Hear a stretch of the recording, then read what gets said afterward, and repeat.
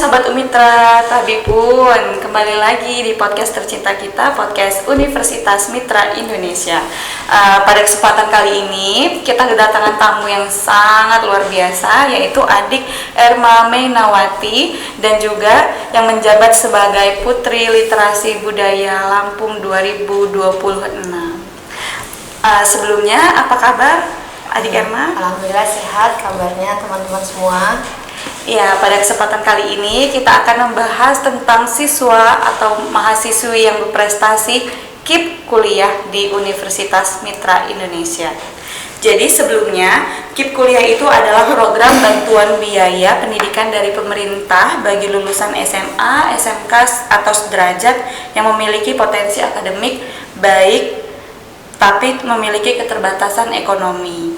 Seperti contohnya adik Erma yang telah mendapatkan manfaat dari KIP kuliah pemerintah. Boleh dijelaskan apa saja manfaat yang telah dirasakan? Baik, sebelumnya perkenalkan saya Erma Mainawati, mahasiswi program studi akuntansi Fakultas Bisnis Universitas Mitra Indonesia, penerima beasiswa KIP kuliah tahun 2023. Di sini saya juga merupakan mahasiswi yang keterbatasan ekonomi, yang dimana saya mendaftar di tahun 2023 di Universitas Mitra Indonesia melalui jalur KIP, yaitu KIP kuliah, dan dimana alurnya yang pertama saya mendaftarkan online di portal Kemendikbud KIP kuliah. Terus setelah itu saya melakukan registrasi ke pihak kampus pendaftaran untuk penerimaan mahasiswa baru pada tahun 2023 dan melampirkan beberapa berkas dan persyaratan yang diperlukan oleh pihak kampus dan pihak Kemendikbud.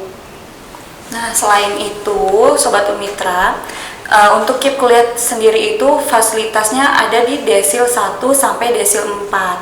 Jadi karena ini program pemerintah, bila adik-adik sekalian di atas desil 4 itu tidak bisa mendapatkan manfaat KIP kuliah karena anggapannya sudah mampu. Lalu selain alur dan strategi, validasi data apa saja yang dibutuhkan saat mendaftar di KIP kuliah? Untuk berkas yang diperlukan untuk pendaftaran KIP kuliah, yang pertama adalah kartu keluarga, akte kelahiran, kartu pelajar saat bersekolah di SMA, dan ijazah SMA serta rapot. Dan ada berkas pendukung, salah satunya yaitu berkas prestasi di akademik maupun di non-akademiknya yang bisa dilampirkan ke pihak kampus, serta sertifikat tanah atau yang digunakan oleh pemerintah untuk pembayaran pajak bangunan salah satunya. Yang kedua yaitu KTP kedua orang tua juga yang diperlukan, dan ada beberapa persyaratan yang ada dari kampus, salah satunya yaitu foto rumah dari bagian depan, samping, belakang, dan dalam, serta foto bersama satu keluarga di depan rumah kita sendiri. Baik, jadi itu ya yang perlu ditekankan, karena ini program bantuan dari pemerintah harus ada sertifikat sertifikat prestasi, karena ini untuk ditujukan bagi mahasiswa-mahasiswa yang berprestasi tapi keterbatasan ekonomi. Lalu kita membahas nih, masuk di mitos versus fakta. Kabarnya, apakah anak yang tidak punya KIP saat SMA tidak bisa daftar KIP kuliah? Apakah benar? Tentu tidak, karena saya sendiri di SMA tidak memiliki kartu KIP kuliah atau kartu Indonesia Pintar. Namun saya bisa mendaftar di KIP di Universitas Mitra Indonesia. Melalui jalur KIP tersebut, saya mendapatkan fasilitasnya, yaitu dapat berkuliah gratis dan mampu melanjutkan pendidikan yang lebih baik lagi selanjutnya. Baik, jadi bisa kita simpulkan faktanya bisa asal memenuhi kriteria ekonomi yang tidak mampu, yang dibuktikan melalui data resmi atau surat keterangan tidak mampu atau SKTM yang ada di kelurahan. Lalu mitos atau fakta, KIP kuliah cuma bisa dipakai di perguruan tinggi negeri? Mitos, tidak fakta. Karena di swasta juga bisa menggunakan KIP kuliah. Contohnya saya sendiri berkuliah di kampus swasta dan bisa menerima KIP kuliah. Oke, baik. Mitos atau fakta nilai rapor jelek tidak apa-apa, yang penting miskin? Tidak, harus berseimbangan antara satu dan yang lainnya. Kalau untuk nilai rapot sangat diperlukan karena itu pemberkasan yang utama yang diserahkan ke pihak kampus dan dinas pendidikan. Nilai rapot ya yang paling diutamakan yaitu yang bisa di peringkat umum atau peringkat kelasnya, karena di situ datanya tertera peringkat 1 dan keduanya harus dilampirkan dari pihak sekolahnya. Betul, baik. Jadi Erma, selama kamu sudah berkuliah di Universitas Mitra Indonesia, perlombaan apa saja yang sudah kamu ikuti? Baik, terima kasih untuk Kampus Umitra atas supportnya dari tahun saya masuk di Universitas Mitra Indonesia, yaitu tahun 2023. Ajang pertama yang saya ikutin di tahun 2023 yaitu Duta Pelopor Pendidikan Nasional tahun 2023 di batch 1 untuk Provinsi Lampung.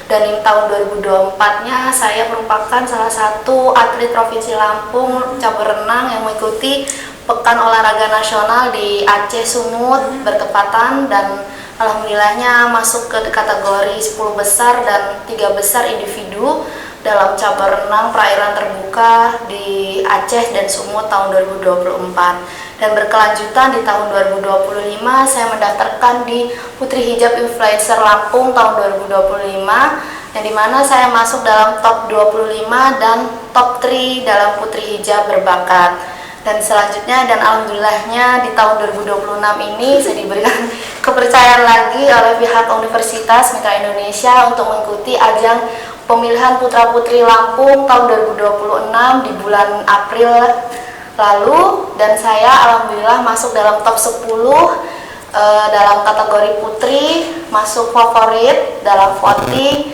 top 10 dan sekaligus menyandang sebagai Putri Public Speaking dan Putri Media Sosial tahun 2026. Dan alhamdulillahnya juga Kak diberikan amanah kepada Yayasan Putra Putri Lampung untuk melanjutkan ke tingkat nasional, yaitu sebagai Putri Literasi Budaya Lampung tahun 2026 pada bulan November tanggal 6 sampai 8 Luar di biasa. Surabaya, Jawa Timur. 6 sampai 8 September November. ya? November. Iya. Masih ada 2 bulan lagi persiapan. Jadi semoga persiapannya semua maksimal, lalu nanti di Surabaya menghasilkan hasil yang terbaik untuk kamu sendiri dan universitas. Nah, jadi kan masih ada 2 bulan lagi nih sampai di bulan November untuk mengikuti perlombaan yang ada di Surabaya. Apa aja yang sudah kamu persiapkan untuk perlombaan tersebut? Untuk perlombaan yang akan saya hadapi di bulan November tahun 2026 ini di Surabaya, Jawa Timur, persiapan yang udah saya lakukan, yang pertama adalah belajar public speaking, yang kedua yaitu tentang wawasan budaya, khususnya budaya di Provinsi Lampung, dan tentunya untuk budaya yang ada di Indonesia kita. Yang ketiga, saya juga belajar dalam sesi berjalan, terus berekspresi, dan tentunya attitude yang pertama, karena di ajang nasional merupakan tidak hanya di kabupaten kita ketemunya atau dengan teman-teman sebaya kita yang sering kita ketemui di sekolah maupun di universitas, namun kita bertemu dengan seluruh putra-putri terbaik dari provinsinya masing-masing. Maka dari itu kita harus menjaga attitude. Betul. Yang kedua, menjaga nama baik provinsi dan nama baik universitas yang kita bawa. Nah, selanjutnya sih persiapannya masih banyak sih Kak. Dari bentuk video profil juga nanti kita mau buat, terus video talent atau bakat, serta perkenalan budaya Lampung dan literasi tentunya, karena kita mengangkat tentang literasi budaya Lampung 2026. Ada nggak yang mau disampaikan kepada Sobat Umitra ataupun dosen-dosen yang ada di Universitas Mitra Indonesia terkait persiapan perlombaan yang ada di Surabaya nanti November? Di sini saya Erma Minawati, mahasiswi akuntansi Fakultas Bisnis Universitas Mitra Indonesia, memohon dukungannya kepada yayasan, di Ibu Rektor, serta aktivisi Universitas Mitra Indonesia dari dosen dan rekan-rekan semua mahasiswa yang ada di Universitas Mitra Indonesia untuk dukung ERMA ke nasional pada bulan November mendatang di Surabaya, Jawa Timur. Semoga ERMA dapat memberikan hasil yang maksimal dan memberikan nama baik yang terbaik untuk Provinsi Lampung dan universitas. Amin. Mari kita doakan dan dukung bersama ya. Oke, semangat ERMA.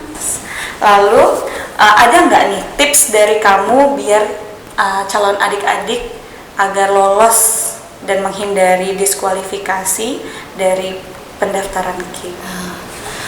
Saran dari saya yang pertama harus melengkapi berkas sesuai dengan aturan yang diberikan. Yang kedua, maksimalkan nilai rapot, nilai akademik, dan tentunya itu sertifikat yang sangat mendukung untuk masuk ke perguruan tinggi.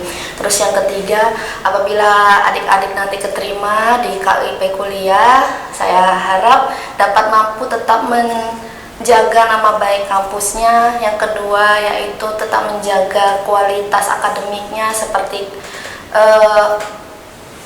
IP, indeks prestasi kampus atau IPK kita selama semester 1 hingga akhir, yang dimana kalau kita sudah keterima IP-nya tidak boleh turun dan itu diwajibkan oleh pemerintah. Setelah itu untuk pendaftarannya berkas yang wajib dilampirkan yaitu desil 1 sampai desil 4-nya yaitu pihak kakak atau kartu keluarga, dan foto yang asli, tidak menggunakan kategori menggunakan barang milik orang atau rumah orang yang digunakan untuk foto di situ.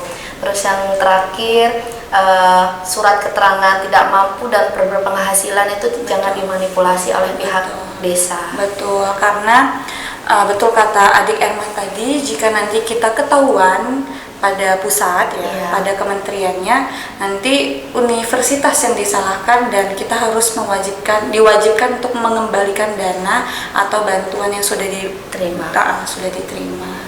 Oke, baik Sobat Umitra, demikian perbincangan kita mengenai program kuliah KIP pemerintah, sebuah langkah nyata dari pemerintah untuk mendukung dan mensupport anak-anak bangsa yang berprestasi tapi memiliki kekurangan.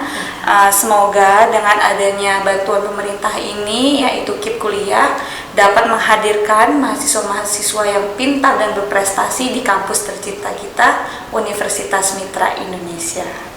Oke, ERMA ada kata-kata terakhir? Kata-kata dari saya sebagai perempuan juga, jangan pernah menyerah walaupun ekonomi kita tidak sepadan dengan yang lainnya, karena semua orang mampu memiliki mimpi dan semua orang berhak untuk berproses, berjuang dan menyampai mimpinya. Walaupun kita keterbatasan ekonomi, kita semua memiliki kesempatan untuk mencapai semua impian kita. Terima kasih. Oke, sampai di video selanjutnya Sobat Umitra. Bye bye.